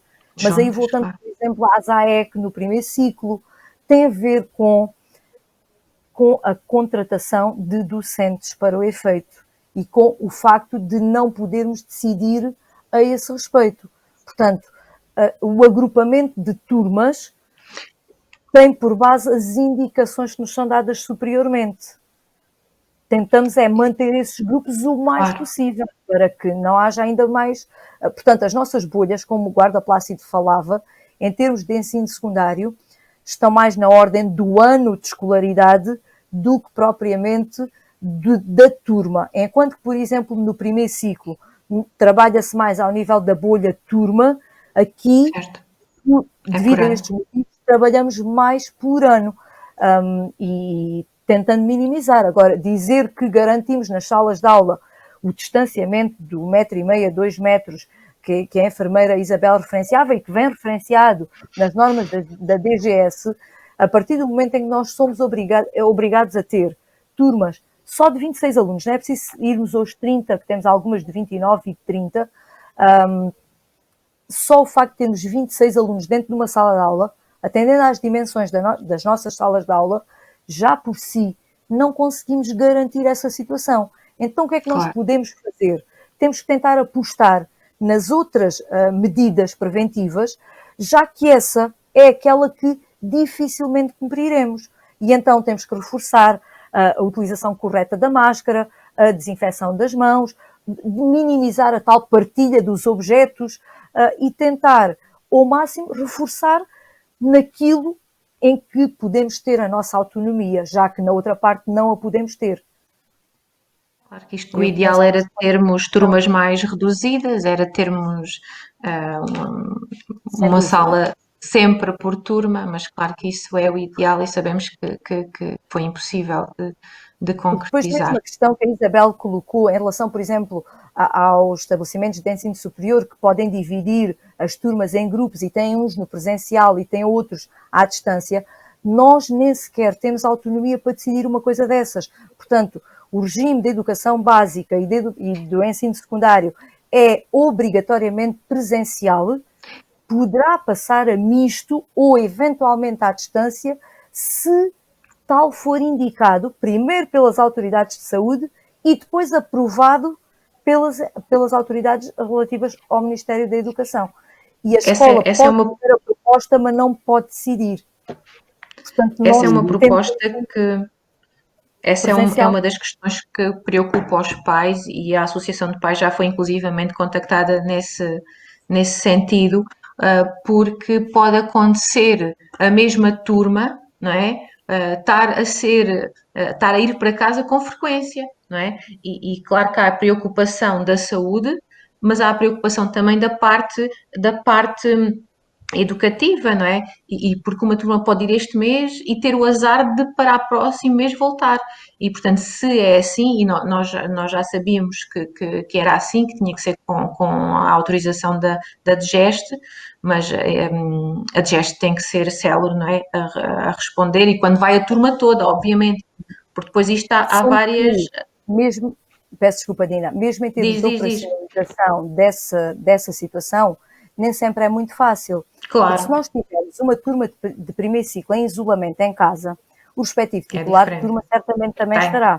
Certo. Se nós tivermos uma turma de ensino secundário em confinamento ou isolamento profilático, podemos ter 2 professores dessa turma e os restantes estarem nas aulas, a dar aulas a outras turmas. E a situação torna-se complexa, por um lado, atendendo aos meios tecnológicos que temos à disposição nos nossos estabelecimentos de ensino, por outro lado, mesmo em relação aos recursos humanos. Eu dou um exemplo, uma professora que está em quarentena e que tem turmas de 1 ano de escolaridade que está na escola e que só não tem aquela disciplina em específico. Certo. O que é que seria desejável? Muito provavelmente os alunos cumpririam o seu horário, iriam para a sala de aula e a professora ou o professor de casa daria a aula e os alunos mantinham-se na escola porque têm as outras aulas antes e têm as outras aulas a seguir.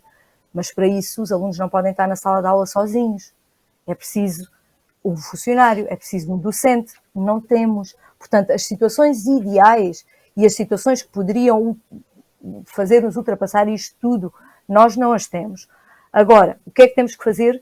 Minimizar esses constrangimentos e estar atentos, tentando fazer as propostas o mais lógico possíveis e atendendo aos recursos que temos, tentando prejudicar o mínimo possível alunos, docentes e toda a comunidade escolar e mesmo educativa. E todas essas situações estão a ser devidamente analisadas pela direção do agrupamento. Aliás, é uma análise que já vem sendo feita há muito tempo, porque sabemos que esta situação se pode colocar a qualquer momento e que vai ser o ano inteiro com situações destas, mas com situações que têm grandes especificidades. Se num primeiro ciclo ou num pré-escolar é fácil de ultrapassar, no ensino secundário, no segundo ciclo e no terceiro ciclo temos mais dificuldade. Mas eu acredito que vamos conseguir arranjar alguma situação de equilíbrio e que minimize essas situações. Agora temos aqui uma questão do Pedro Grilo, que eu penso que será aqui muito dirigida para a enfermeira Isabel, e o Pedro Grilo diz: Boa noite, gostaria de ouvir a opinião dos presentes relativamente ao seguinte. No ensino articulado da música existe a disciplina de classe de conjunto, onde os alunos, para além de cantarem, também tocam instrumentos vários, entre eles de sopro, em que naturalmente a sua execução exige a retirada de máscara. Pois, não sei o que é que a Isabel poderá dizer. Pois é, assim, não posso dizer nada ao contrário do que disse até aqui, né? Porque é o que a evidência nos diz. Agora é assim, eu se venho aqui falar sobre a saúde e sobre as questões da saúde, eu não posso dizer mais nada sem ser as questões que estamos a falar Claro. relativamente à saúde. Mas até enquanto enfermeira, nós não podemos ver só a saúde só num aspecto mais físico, por assim dizer. Há aqui várias componentes e nós sabemos que nos tornam saudáveis, não é? E às vezes nós também temos que ponderar todas estas questões da pandemia e também de os miúdos estarem ou não privados de determinadas disciplinas, pronto, por assim dizer. É claro que, voltando àquilo que disse anteriormente, é muito importante estar atento aos sintomas, e se realmente, perante esta situação, se uma criança estiver contaminada, há maior probabilidade, não posso dizer o contrário, não é? Há maior probabilidade de todos eles ficarem contaminados, porque a projeção de aerossóis com o sopro, é claro que isso acaba por ser, pronto, uma maior propagação da doença. Isso nós não podemos dizer que não posso estar aqui a dizer o contrário. Agora, há vários fatores que se têm que ponderar. Eu não vou dizer não se pode fazer ou não se deve fazer, se fazem e se continuam a fazer é porque têm a indicação para isso, e eu também não posso estar a dizer que não podem fazer, não é? Agora, a questão é, também não posso dizer tudo o que disse relativamente à propagação da doença, que foi mais nesse aspecto que me convidaram para estar aqui também, não é? Claro que sim, mas claro pronto, que sim. há sempre vários aspectos a ponderar ter e em nós também conta. temos que perceber. Sim, e a saúde mental das crianças, que é extremamente importante. E nós às vezes falamos muito, esta questão da pandemia tem uma dimensão enorme, Muito relativamente não só esta parte física, como também a parte psicológica, emocional, afetiva. Possivelmente também o facto das crianças estarem impedidas de estar uns com os outros também os afeta. Pronto. Agora, temos também ter em conta que isto será uma situação temporária e todos esperamos que seja. E que, dentro desta situação temporária que estamos a viver neste momento, temos que minimizar as consequências, não é? Porque não minimizando, podemos ter aqui uma situação muito grave. E nós já percebemos o que aconteceu em Reguengos, relativamente ao número de contágios, de pessoas que estiveram contaminadas e as pessoas que nós perdemos e conhecemos, não é? Porque aqui nós conhecemos os rostos, conhecemos as pessoas, tem um impacto diferente. Quando foi na China, nós tivemos muita compaixão relativamente àquelas pessoas. Quando foi na Itália, mais ainda, porque estavam mais próximos. Quando começou no norte do nosso país, começámos a tremer. Quando foi em Reguengos, nós chorámos. Portanto, estas questões tocam-nos quando é mais próximo e nós percebemos já, só aqui as pessoas que nós perdemos, e jovens ainda, e pessoas novas ainda, e também as que estiveram em cuidados intensivos e que estiveram bastante mal, não é? Exatamente. E que não, pronto, só aqui, né? E nós temos que perceber também esta realidade, que se possivelmente só 2 pessoas de cada concelho aqui da zona precisarem de cuidados intensivos, a resposta que o nosso hospital, por exemplo, poderá dar. E é neste aspecto que nós temos que pensar todos e estar muito atentos.